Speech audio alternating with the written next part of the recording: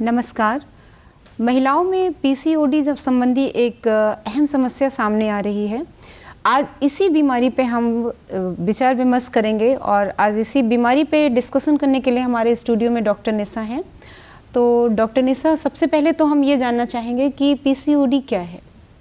सबसे पहले मैं आपको नमस्कार अनामिका, और धन्यवाद करती हूँ दूरदर्शन को कि मुझे ये मौका मिला। और जहाँ तक पीसीओडी का सवाल है, पीसीओडी पॉलीसिस्टिक ओवरियन डिसीज़ को कहते हैं जी। इसमें क्या होता है, रिप्रोडक्टिव एज ग्रुप गर्ल्स में सबसे ज़्यादा पाया जा रहा है। इट्स वेरी कॉमन और बहुत इसके लिए परेशान नहीं होना है लोगों को। मैं तो सबसे यही कहूँगी कि जितनी भी गर्ल्स हैं जो फेस कर रही हैं वो इससे परेशान ना हो। इसमें होता क्या है कि इमैच्योर फॉलिकल्स डेवलप करते हैं और रिलीज़ होते हैं। जी। नंबर ऑफ़ फॉलिकल्स डेवलपमेंट ज़्यादा हो जाता है, जिसकी वजह से ओवरी में सूजन आ जाती है। जो अंडकोश है जी, है ना, हाँ जी। उसमें थोड़ी सूजन आ जाती है और इसके वजह से पीरियड्स भी इरेगुलर हो जाते हैं, डिलेड मेंसेस होते हैं, शॉर्ट ड्यूरेशन के होते हैं और ओलिगोमेनोरिया जिसको कहते हैं हम लोग, है ना, वो हो जाता है। एनओव्यूलेटरी साइकिल्स होते हैं जी। इससे दिक्कत ये होती है कि पेशेंट जो है प्रॉब्लम में तो रहती है लेकिन डिस्कस नहीं कर पाती किसी से। वो एक हेजिटेशन में है कि मैं इसको कैसे प्रेजेंट करूं, कैसे कहूं। जी। फ्रैंकली स्पीकिंग, तो अगर हमें कुछ फिजिकली प्रॉब्लम अंदर से हो रही है तो एटलीस्ट अपने डॉक्टर को तो खुल के बताना ही चाहिए। बिल्कुल बिल्कुल जी। तो अच्छा डॉक्टर साहब, ये एक सवाल था कि ये जो पीसीओडी जैसी समस्या सामने आ रही है, फिजिकली ये प्रॉब्लम क्रिएट कर रही है लेडीज़ में, तो इसकी वजह क्या है? सबसे मोस्ट कॉमन जो कॉज है हमारे यहाँ वो लाइफस्टाइल चेंजेस है, सिडेंट्री हैबिट है, स्ट्रेस है, मोटापा है जी, है ना जी। ये सारी चीज़ें हैं। डाइटरी हैबिट्स में जो हम लोग जंक फूड्स लेते हैं जी, ये भी बहुत बड़ा कारण, ये बहुत बड़ा कारण बनता है, बहुत बड़ा रोल प्ले करता है पीसीओडी में जी। अच्छा, क्या अधिक स्ट्रेस लेना भी ये इसके लिए? हाँ, मैंने अभी बताया आपको, जैसे एक बड़ा रीज़न बनता है। बिल्कुल। मतलब ये है कि लेडीज़ को क्या जैसे कोई बहुत ज़्यादा स्ट्रेस ना ले, इस चीज़ को लेके बहुत परेशान ना हो, नहीं तो फिर इसका इफेक्ट पड़ता है, नेगेटिव इफेक्ट पड़ता है। अच्छा डॉक्टर साहब, ये कह रहे हैं कि पीसीओडी और पीसीओएस में क्या डिफरेंट है, क्या अंतर है? पीसीओडी में डिसीज़ है ना, उसमें सिर्फ क्या होता है, फॉलिकल्स इमैच्योरली डेवलप्ड होते हैं और रिलीज़ होते हैं।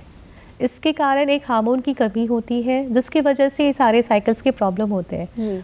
थोड़े बहुत इंटरवेंशन, मेडिकल इंटरवेंशन से लाइफस्टाइल और सेडेंटरी हैबिट्स को चेंज करेंगे, डाइटरी थिंग्स को चेंज करेंगे तो ये ट्रीटेबल है जी कुछ हद तक। बाकी पीसीओएस जो है वो सिंड्रोमिक चेंजेस है, उसमें मल्टीपल एंडोक्राइनोलॉजिकल डिसऑर्डर्स होते हैं जो अल्टीमेटली मेटाबॉलिक डिसफंक्शन भी कराते हैं हमारे बॉडी में जी। ये थोड़े से मतलब सीरियस है, ये सीरियस है। तो इसके लक्षण क्या हैं? किस तरीके से पता चलेगा कि एक लेडी को पीसीओडी है या पीसीओएस सिंड्रोम के क्या लक्षण हैं, क्या दिखाई पड़ना शुरू होता है? सबसे कॉमन जो भी सिम्टम्स जो है आपके, वो तो थोड़े बहुत कॉमन हैं दोनों में, जैसे कि वेट गेन होना, एक्ने होना, हिर्सुटिज्म जिसको कहते हैं ना, फेशियल हेयरिनेस, हेयर डेवलपमेंट होना कहीं पे। तो हेयर डेवलपमेंट क्या पूरी बॉडी पे होता है? नहीं, जैसे कि अब मेल पैटर्न, टेस्टोस्टेरोन लेवल जो है थोड़ा बढ़ जाता है तो फेशियल हेयरनेस आता है। फेस पे बाकी बॉडी पे भी थोड़ी असर होती है, तो वो ज़्यादा होता है। हाँ, वो ज़्यादा होता है। तो ये तो एक थोड़ा सा ये थोड़ा सा एम्बैरेसिंग भी होता होगा, एक खास एक लेडी के लिए तो बहुत एम्बैरेसिंग हो जाता होगा कि तो एक सही समय से अगर इन चीज़ों का पता चल जाए तो क्या ट्रीटमेंट ले सकते हैं, मतलब किस तरीके से इसका उपचार शुरू किया जा सकता है कि इसको कंट्रोल कर सकें? बिल्कुल। मैं तो सबसे पहले कहूँगी कि लाइफस्टाइल चेंज करें जी। फिजिकल एक्टिविटी जितना इंक्लूड करेंगे और सेडेंटरी हैबिट्स को छोड़ेंगे जी, और साथ में डाइटरी हैबिट्स जी, हेल्दी डाइट ले, जंक फूड्स को छोड़ें जी, तो इससे काफ़ी राहत हम लोग को पीसीओडी के केसेस में मिल जाती है। और थोड़े बहुत मेडिसिन्स हैं, मेडिसिन्स भी उसमें अगर लेंगे हाँ तो पीरियड्स रेगुलर होने लगते हैं और जो सिम्टम्स उनके हैं वो थोड़े कम होने लगते हैं। जी अच्छा डॉक्टर साहब, और क्या प्रेस्क्राइब करते हैं? जैसे मेडिसिन के अलावा भी आप कुछ और प्रेस्क्राइब करते होंगे या कुछ सजेस्ट करते होंगे पेशेंट को कि हाँ ये करना है, तो इससे जो है जो हार्मोन्स इम्बैलेंस होता है या इरेगुलरिटी हो जाती है वो कैसे बैलेंस हो जाती है? क्या सिर्फ मेडिसिन या कुछ और भी? नहीं, मेडिसिन तो देते हैं हम लोग, इसमें कॉन्ट्रासेप्टिव पिल्स आते हैं, बहुत सारे रेंजेस है उसके, प्रोजेस्टेरॉन और एस्ट्रोजन के कॉम्बिनेशन के आते हैं। पहले हार्मोनल तो ना दे करके हम लोग मेटफॉर्मिन देते हैं। हाँ, उससे काफ़ी मतलब चेंजेस आते हैं, ट्रीटमेंट में अच्छा रहता है पीसीओडीज के पेशेंट के लिए।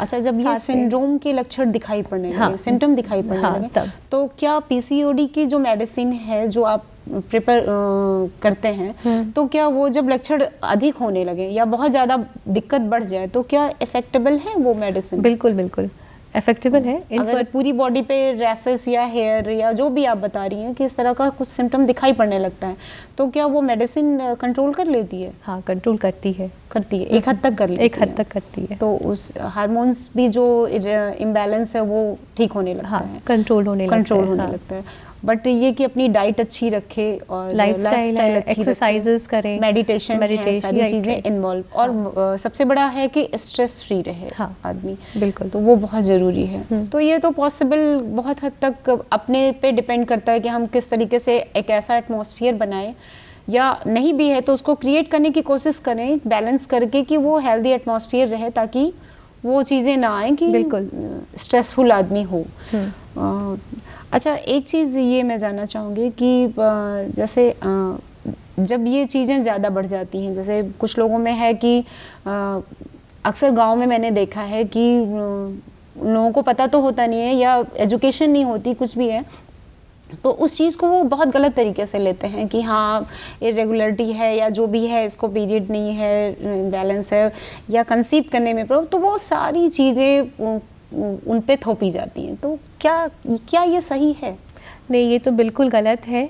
हम लोग को अवेयरनेस प्रोग्राम बहुत सारे हम लोग के गवर्नमेंट के थ्रू किए जा रहे हैं जी। और वो घर घर सब जगह जो आंगनवाड़ी है, पीएचसी से हर जगह अवेयरनेस प्रोग्राम चल रहा है इसके लिए जी। कि जिन किसी को भी दिक्कत है वो बिल्कुल भी मतलब जैसे कहते हैं आपकी शेम की वजह से या डर की वजह से नहीं आते हैं, लेकिन मैं सबसे कहूँगी कि अगर कोई ऐसी सिम्टम्स है आपके पास जी, आपको हो रही है, तो आप प्लीज़ अपने गायनेकोलॉजिस्ट को कंसल्ट करें। सही समय पे अगर कंसल्टेशन हो जाता है, ट्रीटमेंट स्टार्ट हो जाती है, तो कई हद तक ये कंट्रोल हो जाता है, ये प्रॉब्लम सॉल्व हो जाती है। बिल्कुल। अच्छा, ट्रीटमेंट अगर प्रॉपर करा रहे हैं तो आफ्टर ट्रीटमेंट ये चांसेस हैं कि कंसीव हो जाता है? हाँ, पीसीओडी में तो लिटिल ट्रीटमेंट, थोड़ा लाइफस्टाइल चेंजेस, डाइटरी हैबिट से कितना टाइम लग जाता होगा? मतलब ट्रीटमेंट के आफ्टर ट्रीटमेंट कितना समय लग जाता होगा कंसीव करने में? डिपेंड करता है, वैरी करता है आपका बॉडी किस तरह से उसे मतलब रिलेट हो रहा है, कितना वो रिस्पॉन्ड कर रहा है। जी, रिस्पॉन्ड कर रहा है। But there is maximum chances कि वो मेडिसिन से इनफर्टिलिटी का ट्रीटमेंट ठीक हो जाता है।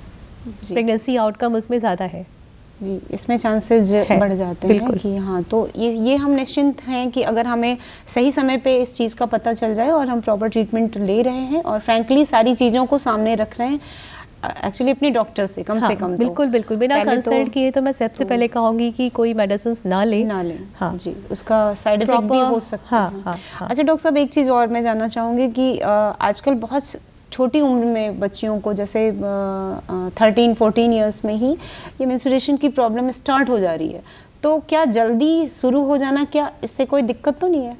मतलब बॉडी पे या फिर आगे चल के कोई ऐसी परेशानी? नहीं, इससे कोई परेशानी नहीं है। बस ये है कि छोटे बच्चों में स्टार्ट हो जा रहे हैं, बच्चों को उतना नॉलेज नहीं होता है, नॉलेज नहीं होती है और उनको समझ नहीं पाते। बस ये एक है, तो उनको ट्रेन करना पड़ेगा, उनको बताना पड़ेगा, उसकी डिटेल समझाना, खास तौर से पेरेंट्स को समझाना पड़ेगा कि हाँ ये चीज़ है, इससे घबराने वाली चीज़ कोई नहीं है। तो इसका कोई वो नहीं है कि मतलब आगे चल के कोई प्रॉब्लम नहीं है। अगर अर्ली एज में मेंस्ट्रुएशन शुरू हो गया तो स्ट्रेस लेने वाली कोई बात नहीं है। कोई स्ट्रेस लेने वाली बात नहीं है। अच्छा, एक चीज़ ये भी है कि कुछ लोगों को बहुत ज़्यादा दिन तक मेंस्ट्रुएशन प्रॉब्लम बनी रहती है, जैसे अभी कुछ 5 डेज़, कुछ लोगों को सिर्फ 3 डेज़, कुछ लोगों को 10 डेज़ मैंने सुना है। तो क्या ये सही है? जैसे ये भी तो अपने आप में एक इनबैलेंसिंग ही है। हाँ बिल्कुल बिल्कुल।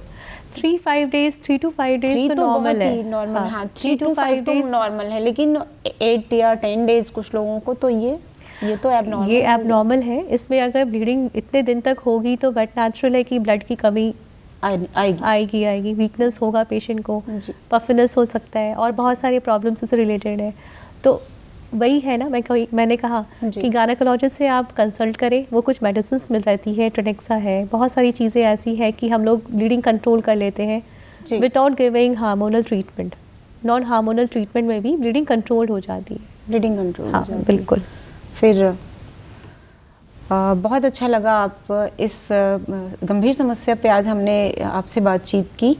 और पीसीओडी जैसी कोई ऐसी बहुत बड़ी बीमारी नहीं है कि जिसका उपचार नहीं है। ये एक नॉर्मल बीमारी है और सही वक्त पे अगर इसका पता चल जाए तो इसका उपचार किया जा सकता है।